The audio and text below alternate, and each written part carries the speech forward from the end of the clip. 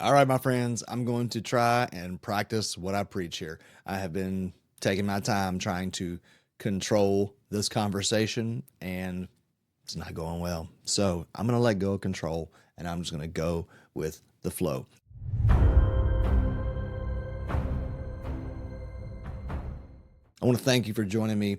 If you are here for the very first time, thank you, thank you, thank you. If you're here again, special thanks, because that means you're reinvesting in this content and the algorithm, right? You're helping us get more views. You are in control. This thing of control. Honest to God, y'all, this is the reason why most people have come to me over the years to work with sacred plant medicines. And most of them didn't know it. Most of them thought they were coming for anxiety, depression, PTSD, trauma, whatever.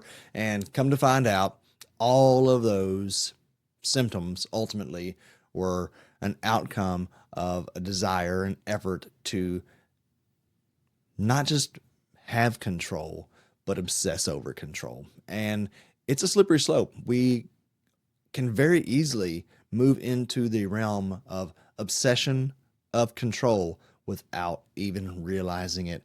And where that can show up and how it can show up in such insidious and subtle ways is well worth paying attention to, because our need for control is actually controlling our lives. Now, there's an enormous paradox to this conversation. We're going to get to that more towards the end, but I just want to set it up, right? Because as we start talking about it, you'll start to see here that control and the attempt to control actually has the opposite effect.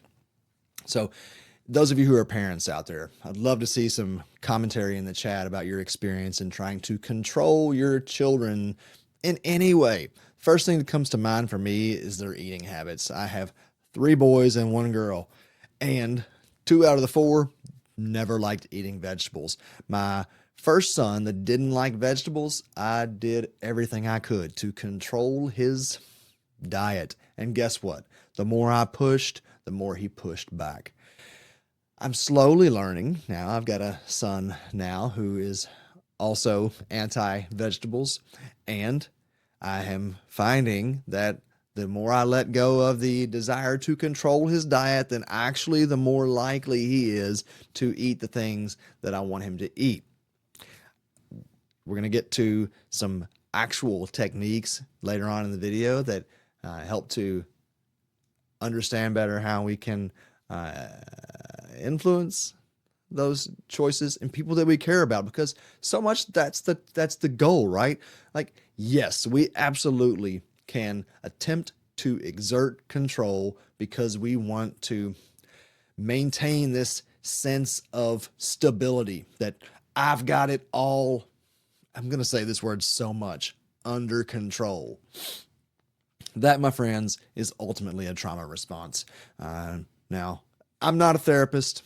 I love good therapists, and a lot of people have come to me for therapeutic work and have gotten therapeutic results out of the work that we've done.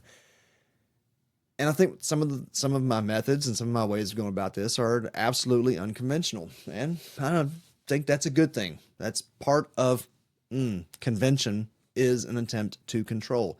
Dogma is an attempt to control. We see this in religion, we see this in science, we see this in classical therapy, that we want to control the outcomes. Most of the time, I really believe that most of the time, it's well intended. And most of the time, well, the road to hell is paved with good intentions, as I heard growing up. And so whether or not we have good intentions when we're trying to control a situation really doesn't matter, because the attempt to control ultimately pushes people and situations away from us. And I know, because I've done it, not just with my children. I've done it in friendships, relationships, employment. And so that's why this is such a valuable conversation to be having. If you're a business owner, you probably know that the more you try to control and micromanage your employees, the more likely they are to resist and push back. Sure, they might, do what you say right there in the moment, or even when you're gone. But I've seen this particularly with colleagues that I've had who have been just control freaks, that their employees and their coworkers, when those individuals are not in the room, they're making little jabs, they're finding ways to push back and to exert their own control over their lives. So it's really something that we can endeavor to let go of. You know, the irony that I find here, and again back into the paradoxes for myself, one of the first ways that I attempted to gain control over my life, when I was trying to escape the dogmatic influence of church and family, was to overuse alcohol and cannabis. I was gaining control back over myself by asserting myself in this regard. And, for several years it felt great until turned around and found out that actually the substances that I thought I was using to help control my experience, well, they were actually controlling me. I want to give you a secret, but I want to wait because I want you to keep watching with me. Will you please? Because there is this beautiful technique that we can apply to help us overcome these issues of control. And I've seen it happen time and time again in my own life, people that I worked with. And I want to invite you to consider how much of your life are you trying to actually control. There's probably a lot of ways that you're not even aware of it. I'm still finding ways. I'm still regularly finding ways that I am trying to control my life. What pops in my head right now is I've been recently fasting. And this is one of those spots where you see that control can be liberating, right? So when I control myself and I don't eat 2 days a week until sundown, that's been my recent fast, is 2 days a week, I don't eat anything until sundown. And I have found that self-control, it provides me a sense of empowerment that I see starting to influence other areas of my life, my discipline, in other regards, going to the gym, my work ethic. And so there is this way for our attempts at control to have a very positive impact on ourselves. Seldomly, if ever, do our attempts to control others have a positive impact. Even with ourselves, it's a slippery slope, because I just talked about me trying to control my own self through the excessive use of alcohol and cannabis. Now, I'm not against alcohol and cannabis. I still use alcohol and cannabis occasionally, but I've learned to be able to control myself in a healthy manner where those things no longer have dominion over me. Where is it in your life that something that you used as a control technique is now in control of you? I promise you, if you put it in the chat, in the comments down below, it's going to be more conscious, and then that's going to start to work on your mind and your state as you go through life. All right, so I'm going to start getting into it. Okay, here's where it's really interesting, because I don't want this video to run too long. I went longer than I wanted to last time. So if you remember back on episode 2 where I talked about our friend who was an engineer, he had micromanaged his life down to the moment, and he was doing this for the good of his family and trying to be a good dad and good granddad, and it ultimately ended up working in his own detriment. He couldn't even sit still for 5 or 10 minutes because he was so accustomed to just like being beholden to other people's calendars and other people's needs, to the point where he ended up throwing his $800 Rolex into the sea in order to exert some control back over his life. It was a magical, beautiful moment.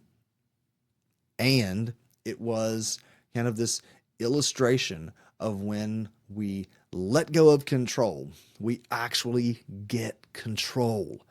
Now, control is a tricky word. It's maybe not the best word that we can use. The word that I really want to apply, especially when it comes to outside environments, outside people, is influence. I have this belief that aside from trying to keep my children safe, physically safe, that and others as well, that I should never try to control anyone else. Now, if I see someone attacking another human being, odds are I'm going to jump in there and try to control that situation, take control of that situation, because it's in the defense of human safety. Same thing for my kids. If I see them running down the street, I'm going to grab them. I'm going to snatch them up out of the strap before they get into the street and get hit by a car, because I care about the safety of my children. So there anytime, you all, this is something that's going to be a running thread through the conversations that you'll hear with me. Absolutes, anytime you hear an absolute, you can just dismiss it. Even if I say it, I will sometimes. We're human beings.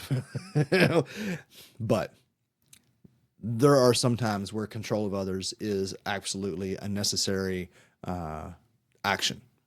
And most of the times it's not. Most of the time, influence is what we're really trying to exert, probably even over ourselves, right?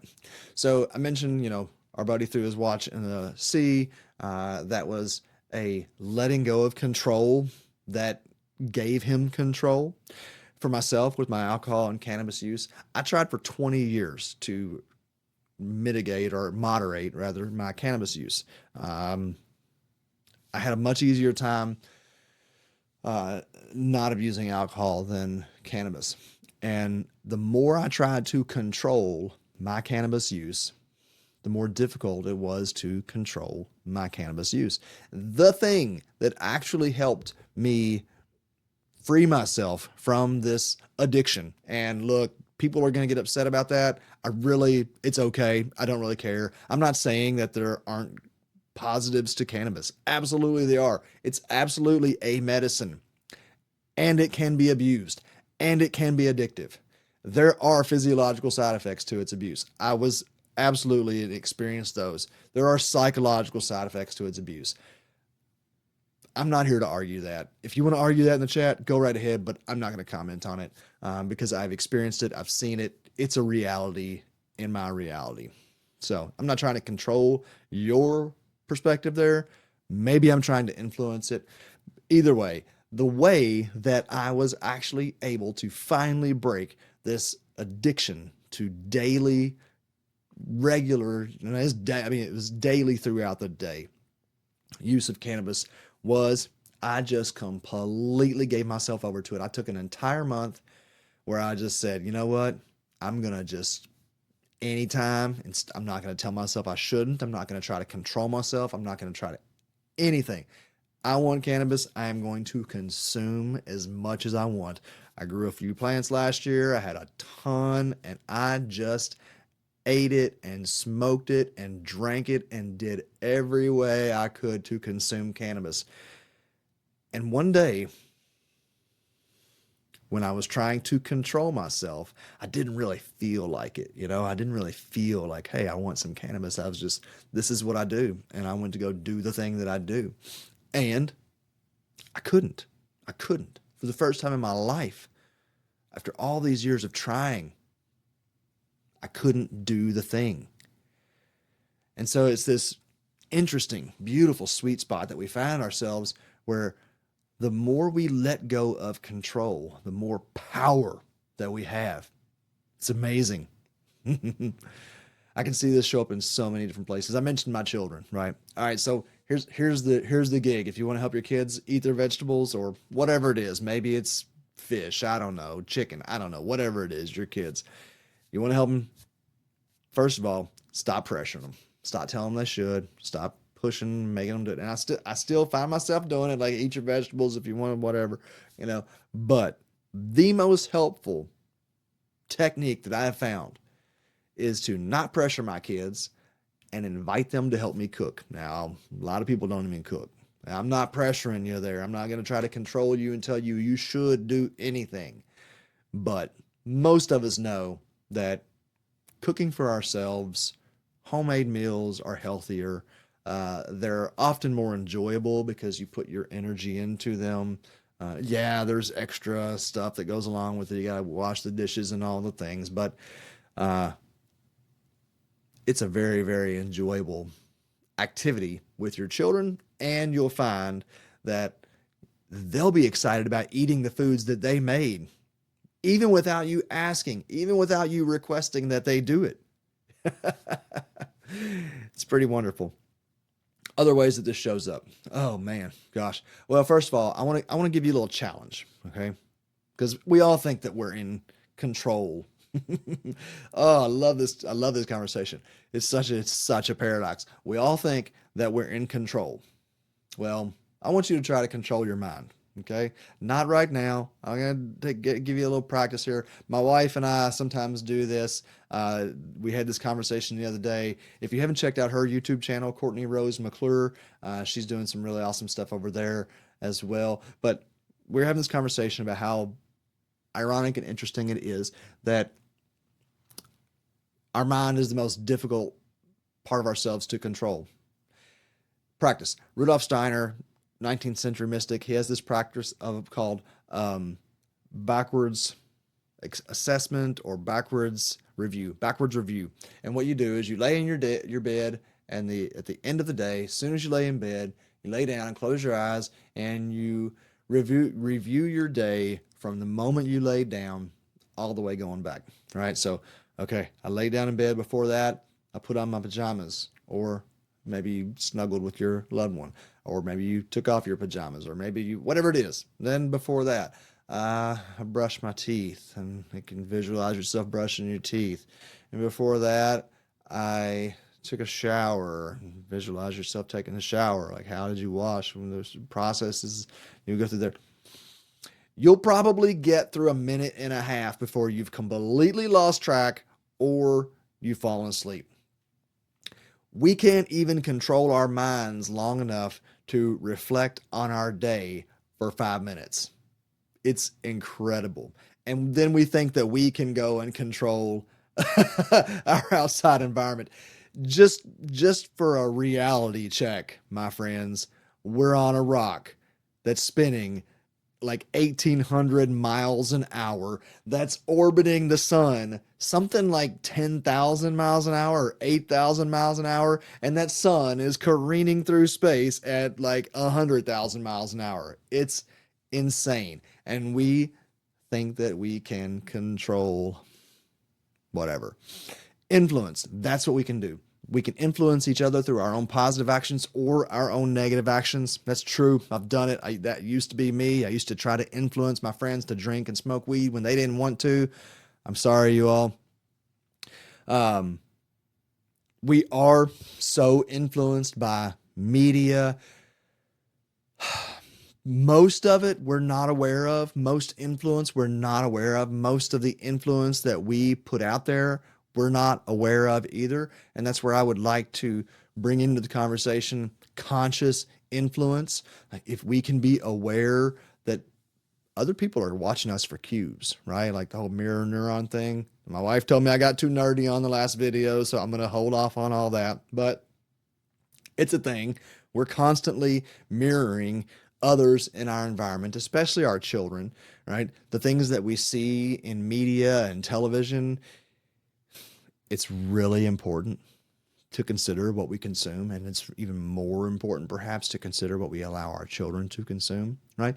These points of influence, you cannot control your children's lives, but can you control the influence that they have to a certain point? Absolutely. And should you?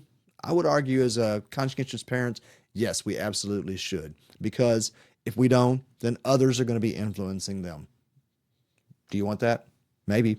Hopefully you know who, and you're conscious of who is influencing your children. But again, most of us are not even aware of how we're being influenced. It's so insidious.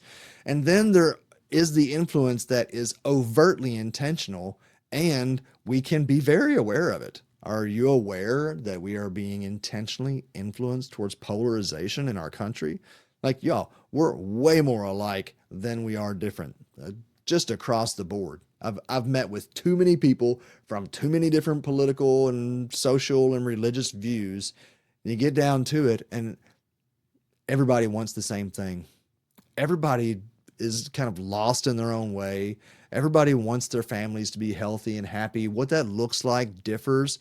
And that's where this amazing, beautiful opportunity to influence, not control.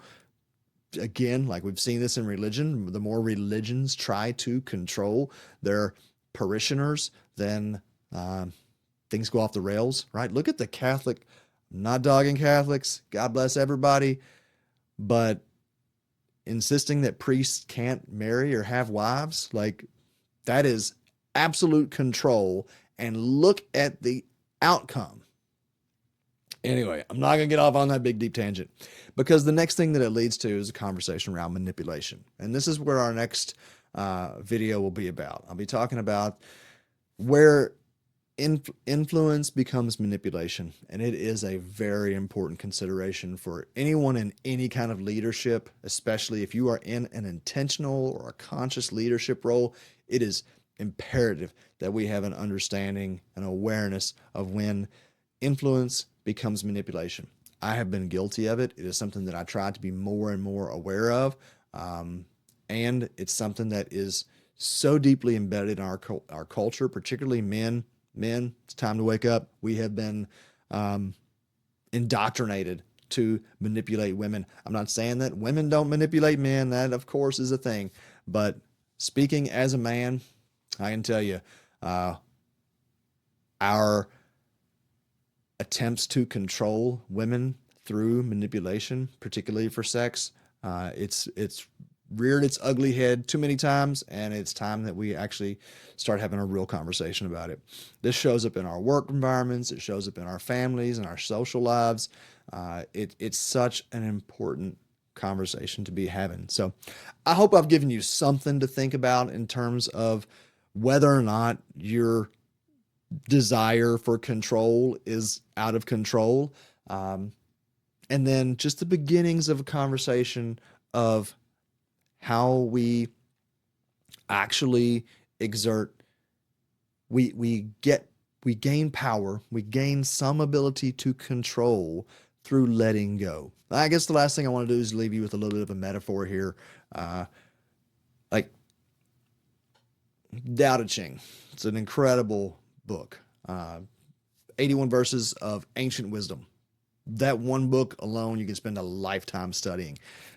As a matter of fact, for those of you who are not aware, I do co-lead and have co-founded a sacred mushroom church. It's called Sanctuary with a P. And if you would like to work with me or any of our team, then you can go find out more about that at the website. I do private mentorship. And so if you're interested in some high touch and frankly high dollar mentorship and working with me, then that's an option as well. You can find those links in the below. But the Tao Te Ching is the text that we use at Sanctuary because it is kind of a treatise on paradox. And it uses water so frequently as a metaphor.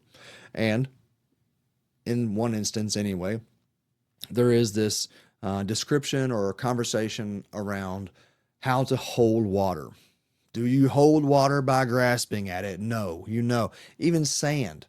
You grab a handful of sand and you squeeze it, and it just starts to pour out of your hands. But yet, if you just gently scoop, right, try to influence it, not control it, then you can scoop up so much more water or sand. And in the case of water, like that is a instinctual knowledge that we know through our own human physiology, but it's knowledge that can save your life, right? If you are so foolish that you try to grasp at water when you are thirsty, you could die.